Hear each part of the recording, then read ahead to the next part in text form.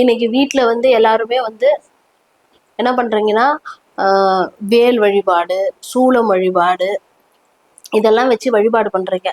ஆனால் இதெல்லாம் வச்சு வழிபடலாமா அப்படின்னு கேட்டால் கண்டிப்பாக வழிபடக்கூடாது.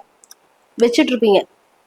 அதை வந்து எப்படி அதை வந்து அவங்க கிட்ட இருந்து வர நெகட்டிவிட்டியை நம்ம எப்படி பாதுகாத்துக்கலாம் அப்படிங்கிறது மட்டும்தான் ஒரு சின்ன டிப்ஸு.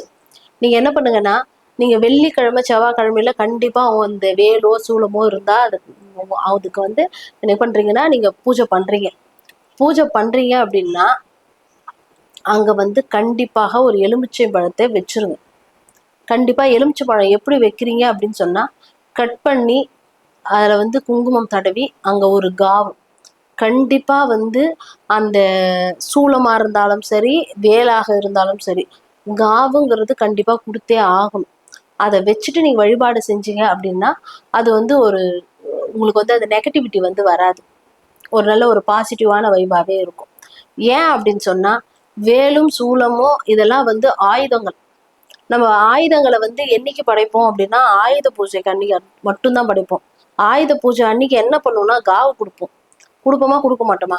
கண்டிப்பா எலுமிச்சம்பழம் கொடுப்போம், பூசணிக்காய் கொடுப்போம், தேங்காய் கொடுப்போம். ஆனா நீங்க இதை வந்து நீங்க பூஜை ரூம்ல வைக்கும் போது கண்டிப்பாக காவு கொடுத்தே ஆக வேண்டும். அது வந்து எலுமிச்சம்பழங்கிறது சிறப்பு. அதை வந்து நீங்க ஃபாலோ பண்ணிக்கோங்க. ஏன்னா அதை பண்ணாம நீங்க பண்ணக்கூடாது.